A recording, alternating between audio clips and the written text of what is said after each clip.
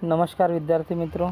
आज हम हमारे बूढ़ी काकी इस पूरक पठन का तीसरा भाग देखने वाले हैं, जिसमें हमने पहले और दूसरे भाग में हमने देखा है कि किस प्रकार से जो बूढ़ी काकी होती है, जो अपनी पूर्ण संपत्ति उनके पति के गुजर जाने के बाद अपने भतीजे के नाम करती है, और उसका भतीजा भले ही सज्जन दिखता है लेकिन वो अंदर से काफ़ी ज़्यादा धूर्त होता है। ये बाद में उन्हें पता चलता है।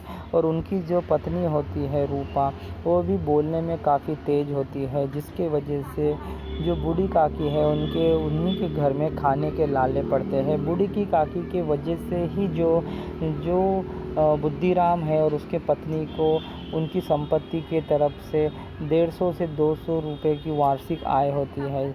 और हमने देखा है पिछले भाग में किस प्रकार से बुद्धिराम के बड़े बेटे के जो थी तिलक का समारोह था, और उस समय घर में सब तरह के पकवान बन रहे थे, और जिस वजह से जो बूढ़ी काकी थी वो काफ़ी, उनको पहले से ही खाने का शौक़ था, वो काफ़ी आतुर हो रही थी। उसे जो सुगंध आ रही थी खाने की, उसके कारण वो विचलित हो रही थी। और वो जब वहाँ पर जहाँ पर कढ़ाई रखी हो रही थी, इस प्रकार से स्वादिष्ट व्यंजन बन रहे थे, यहाँ पर जाकर वो बैठ गई। तब वहाँ पर रूपा आई और उन्होंने किस तरह से उनको अपमानित किया, जिसके बाद वो अपने कमरे में जाकर बैठ गई और वो खुद ही पछतावा कर रही थी। तो इस प्रकार से सभी चीज़ें हमने भाग 2 में देखा था मित्रों। आज हम भाग 3 देखेंगे, ठीक है। चलिए, पेज नंबर 91 से हम देखेंगे मित्रों। आज मेहमान मंडली अभी बैठी हुई थी। कोई खाकर उंगलियां चाटता था, कोई तिरछी नेत्रों से देखता था, और कोई लोग अभी खा रहे हैं या नहीं। मतलब कोई मेहमान मंडली थी, सब बैठी हुई थी। कोई उंगलियां चाटता था, स्वादिष्ट खाना था, कोई उंगलियां चाटता था, कोई तिरछी नेत्रों से यहाँ वहाँ देखता था कि और लोग अभी खा रहे हैं या नहीं। कोई इस चिंता में था कि पत्तल पर पुड़िया छूटी जाती तो किसी तरह इन्हें भीतर रख लेता। मतलब पुड़िया को रखना भी नहीं चाहते थे, और उसे अपने पेट में किसी तरह से मतलब उसको जगह देना चाहते। तो अलग अलग लोगों की अलग अलग ख्वाहिशें थी।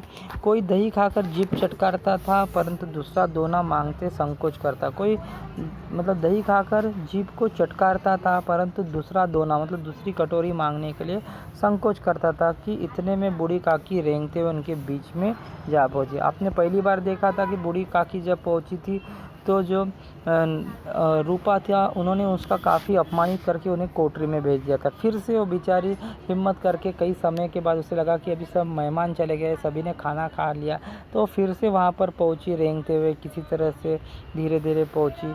कई आदमी चौंक कर उठ खड़े। इसे देखकर लोग उठ कर चौंके और खड़े हुए, पुकारने लगे, अरे ये बुढ़िया कौन है? ये बुढ़िया मतलब कौन है? ऐसे उनको पता नहीं था। वो पूछने लगी, ये कौन है, यहाँ कहाँ से आ गई? देखो किसी ने को छू न दे, मतलब इसकी किसी को छू न दे। इस प्रकार से उन लोगों की प्रतिक्रिया थी। पंडित बुद्धिराम काकी को देखते ही क्रोध से तिरमिला उठा। मतलब अत्यधिक क्रोध उसको आया। जब उसने देखा कि जो बूढ़ी काकी थी वहाँ पर आई, तो उन्हें काफ़ी क्रोधित महसूस हुआ। पूड़ियों की थाल के लिए खड़े थे। मतलब बुद्धिराम वहाँ पर पूड़ियों की थाल उनके हाथ में थी, उसे लेकर खड़े थे। थाल को ज़मीन पर उन्होंने पटक दिया। उन्होंने क्या किया, जो थाल थी उसको ज़मीन पर पटक दिया। और जिस प्रकार निर्दयी महाजन, मतलब जो महाजन जो सूद पर पैसे देता, निर्दयी यानी कठोर हृदय वाला, जिसका हृदय कैसी होता है, कठोर होता है। जिस प्रकार से बुद्धिराम, जिसने पूरी संपत्ति ले ली थी बूढ़ी काकी की, और जब आज उसकी सेवा करने का समय आ गया था, उसे खाने को भी नसीब नहीं हो रहा था। इस प्रकार की अवस्था उसने उसकी कर दी थी। तो एक प्रकार से वो निर्दयी महाजन जो सूद पर पैसा देता है, अपने किसी बेईमान भगोड़े जो भागा हुआ कर्जदार को देखते हुए झपटकर उसका टेंटुआ यानी गला पकड़ लेता है, उसी तरह उस पर लपक उसे अंधेरी कोठरी पे धम से पटक दिया। तो इस प्रकार से उसने उसके साथ व्यवहार किया। जिस प्रकार से एक आधा भगोड़ा कर्जदार होता है, जिसके पीछे वो महाजन पड़ा रहता है, और जब उसे मिलता है तो उसका गला दबाकर उससे उसकी पूरी जो रकम है वो ले लेता है। उसी प्रकार से उसने उस पर लपका, उस बूढ़ी काकी पर, और उसे धम से अंधेरी कोठरी में पटक दिया। देखो किस प्रकार से बुरा व्यवहार यहाँ पर जो बुद्धिराम था वो कर रहा था। आशा रूपी वाटिका लू के एक झोंके में नष्ट विनष्ट हो गई। मतलब जो आशा उसके मन में थी कि अभी मैं जाकर अच्छे से खाना खाऊंगी, तो ये वाटिका जो में उसने मन में वो जो इच्छाएं रखी थी, वो एक झोंके में पूरी क्या हो गई मित्रों, नष्ट विनष्ट हो गई। किसके कारण? ये बुद्धिराम के कारण, क्योंकि उसे उनका आदर नहीं था, उनके प्रति अनास्था थी। मेहमानों ने भोजन किया, घर वालों ने भोजन किया, परंतु बूढ़ी काकी को किसी ने नहीं पूछा। अभी सभी लोगों ने घर में भोजन कर लिया, लेकिन बूढ़ी काकी को किसी ने नहीं पूछा। बुद्धिराम और रूपा दोनों ही बूढ़ी काकी को उनकी निर्लज्जता, मतलब जो बेशर्मी, निर्लज्जता है ना, बेशर्मी के लिए दंड देने के लिए निश्चय कर चुके थे।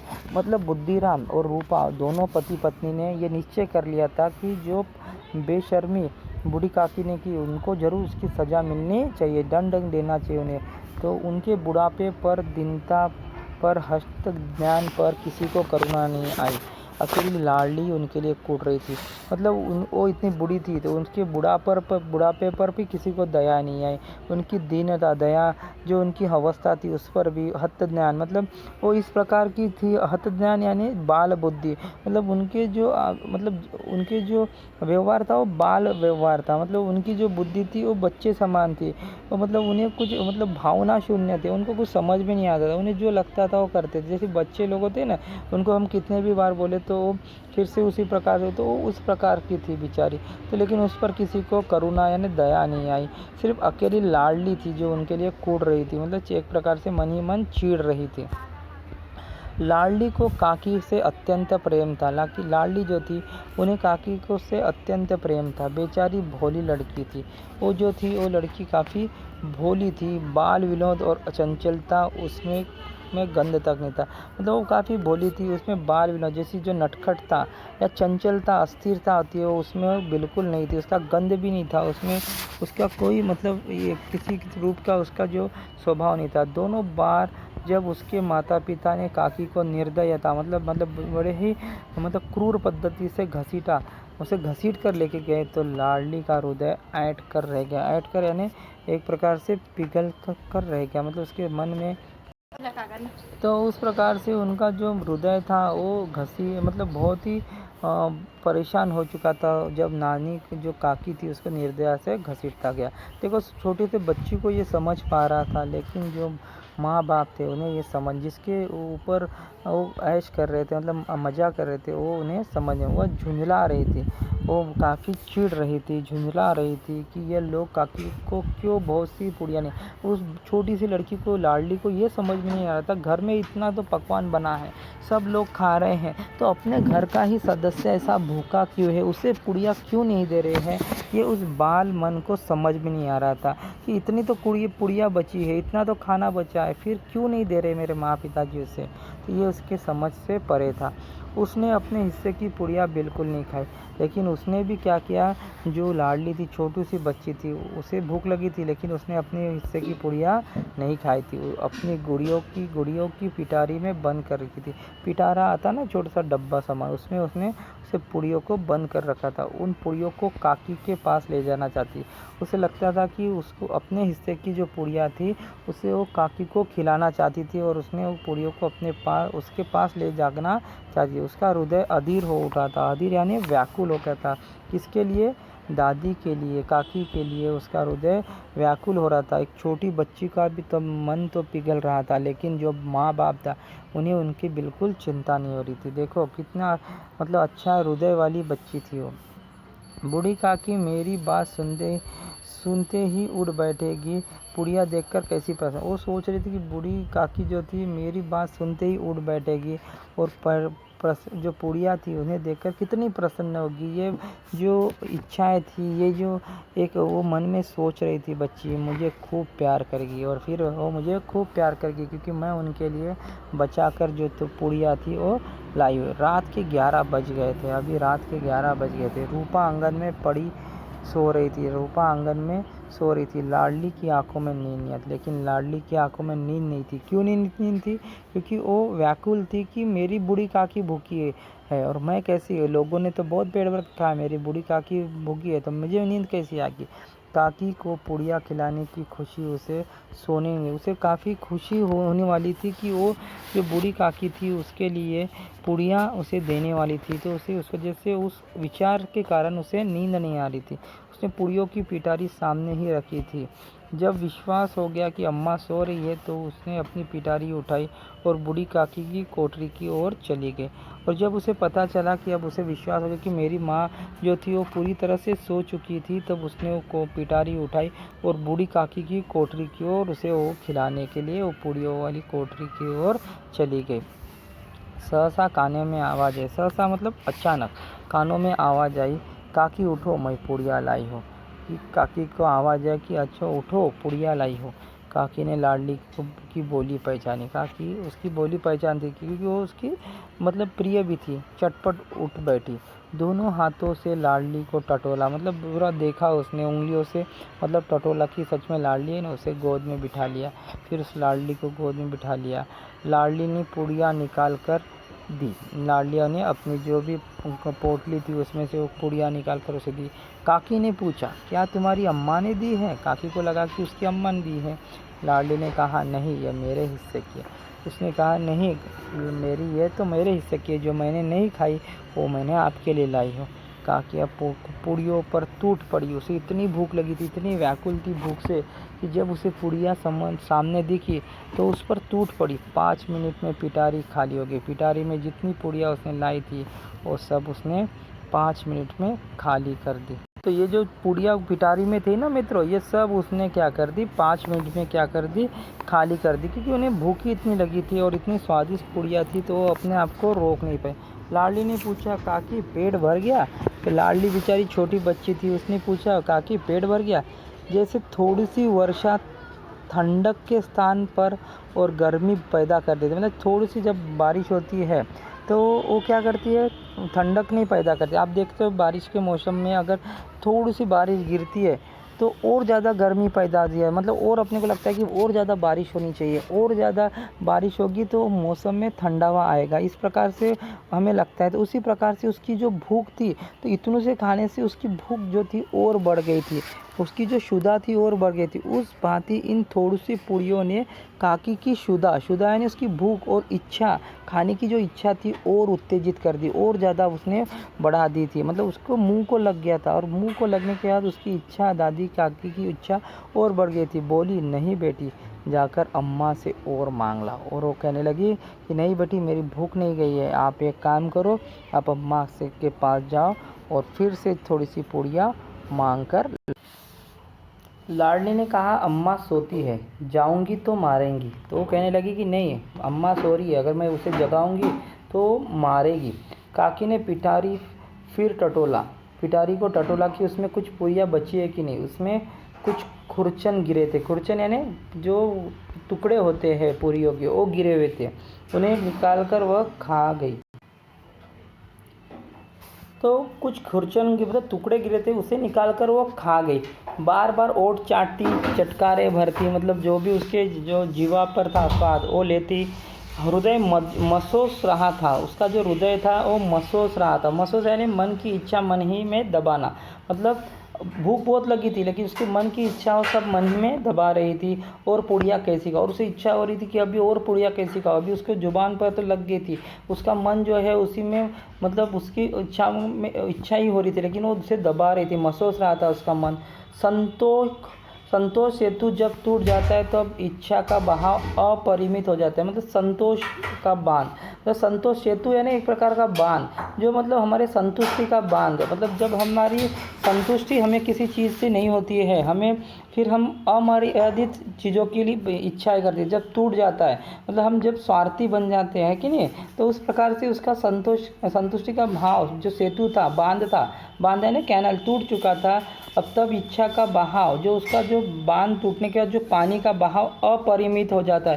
अपरिमित यानी मतलब जो मर्यादा से बाहर, कंट्रोल के बाहर हो जाता है और बहाव से पानी बाहर आ जाता है। तो उस प्रकार से उसकी इच्छाएं अभी बाहर आने लगी थी। अभी वो किसी को सुनने की उसकी इच्छा नहीं थी, अभी ज़्यादा से ज़्यादा उसके खाने की इच्छा हो रही थी।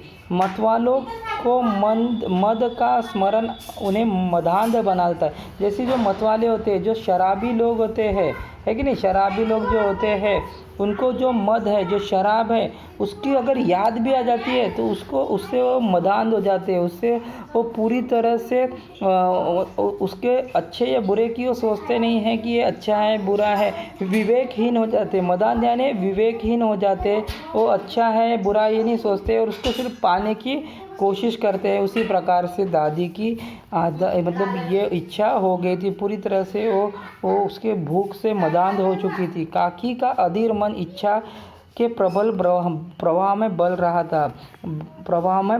था। मतलब काकी का जो अधीर मन था, व्याकुल मन था, उसकी जो खाने की इच्छा बढ़ गई थी, वो उस प्रवाह में बह रहा था। मतलब उसको लग रहा था कि और कब खा सकूं मैं उतना।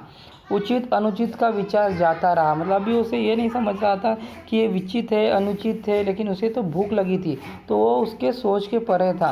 वह कुछ देर तक उस इच्छा को रोकती रही और सहसा अचानक लाडली से बोली। मतलब कुछ देर उसने खुद को कंट्रोल किया कि नहीं अब मैं मांगूंगी नहीं खाऊंगी। अपनी इच्छा को कंट्रोल करने का उसने प्रयास किया, लेकिन फिर लाडली से अचानक बोली। सहसा यानी अचानक, सहसा यानी क्या था मित्रों, अचानक बोली, मेरा हाथ पकड़कर वहाँ ले चलो जहाँ मेहमानों ने बैठकर भोजन किया। मतलब मेरा हाथ पकड़कर फिर उसने कहा कि मुझे वहाँ ले चलो जहाँ मेहमानों ने बैठकर क्या किया, भोजन किया। आप यहाँ देख सकते हो कि मेहमान बैठकर क्या कर रहे हैं।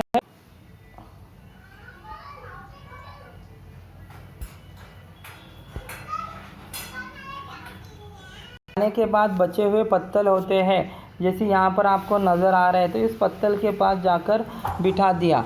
और तो वहाँ पर सब मतलब झूठा जो अन्न था वो वहाँ पर बिखरा पड़ा था। दीन शुदातुर हत ज्ञान बुढ़िया पत्तलों पर से पुड़ियों के टुकड़े चुन चुन कर भक्षण करें।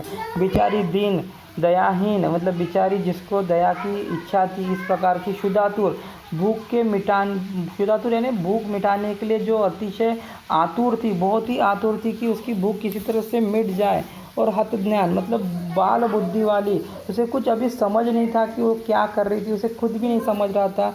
उस पत्तल जो ये पत्तल पड़े थे, झूठे पत्तल, इसमें जो भी पूड़ियों के टुकड़े थे या कुछ भी जो खाना था उसे चुन चुन कर वो बेचारी भक्षण करने लगी, मतलब खाने लगी। देखो किस प्रकार की अवस्था आज उसकी आ चुकी थी कि उसे जो दूसरों के जो पत्तल, झूठे पत्तल थे, उसमें से जो अन्न था उसके टुकड़े उठा कर खाने की उसकी आज अवस्था आ चुकी थी। ये हमने देखा था।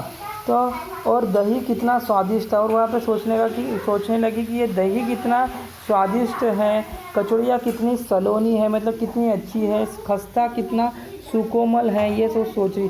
काकी बुद्धिहीन होते हुए भी इतना जानती थी कि मैं वह काम कर रही थी जो मुझे कदापि करना चाहिए। मतलब वो बुद्धिहीन थी, भले उसे समझ में नहीं आ रहा था वो क्या कर रही थी, फिर भी उसे ये पता था कि वो आज जो भी कर रही थी वो उसे करना नहीं चाहिए, लेकिन भूख उसे ये करने पे मजबूर कर रही थी, क्योंकि जो घर के लोग थे वो उसके प्रति कुछ भी प्रेम आस्था नहीं था। जिसे जब सभी लोग खा चुके थे फिर भी उसे खाना नहीं मिला था, तो उसकी आज हालत इस प्रकार से हो चुकी थी। मैं दूसरों की झूठी पत्तल चाट रही थी।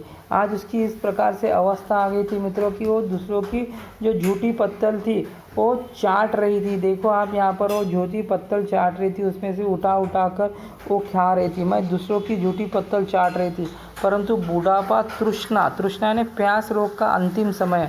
बुढ़ापे में ये कुछ सूझता नहीं है। मन की इच्छा जब भी होती है तो किसी बात को पाने की मन की इच्छा होती है, तब हम किस प्रकार से व्याकुल होती है, तो उस प्रकार से तृष्णा रोग उसे हो चुका था और संपूर्ण इच्छाएं एक पर केंद्रित आ लगी थी। मतलब सब इच्छाएं उसके अभी किस पर आकर केंद्रित हो चुकी, जो उसकी इच्छाएं थी वो अभी उसकी भूख पर आकर केंद्रित हो गई, मतलब उसके स्वाद इंद्रिय पर आकर केंद्रित हो गई थी। अभी उसे कुछ समझ नहीं आ रहा था, उसे सिर्फ अभी भूख ही भूख नज़र आ रही थी, बाकी उसके दिमाग में कुछ नहीं आ रहा था। तो हमने देखा है मित्रों इस पाठ में किस प्रकार से उसकी पूरी इच्छा थी वो अभी उस खाने पर आकर केंद्रित हो गई थी, और वो अभी इतनी मजबूर हो गई थी कि वो जो झूठे पत्तल थे उस पर भी जो झूठा अन्न था वो भी खाने पर आज वो मजबूर हो चुकी थी। तो अभी इस पर आधारित हम प्रश्न देखते हैं। तो ये प्रश्न छुड़ाओ मित्र, आज बूढ़ी काकी को रूपा की 4 झिड़कियाँ, कौन सी झिड़कियाँ है रूपा ने किसको बोली। ओ बूढ़ी काकी को किस बात का पश्चाताप था वो लिखो मित्रों। आकृति पूर्ण कीजिए। रूपा के बारे में बूढ़ी काकी के मन में आए विचार, ये सब आप परिच्छेद के आधार पर छुड़ाने का प्रयास कीजिए। इसका अंतिम जो भाग है वो हम अगले मतलब जो एपिसोड होगा उसमें हम करने का प्रयास करेंगे। ठीक है, धन्यवाद।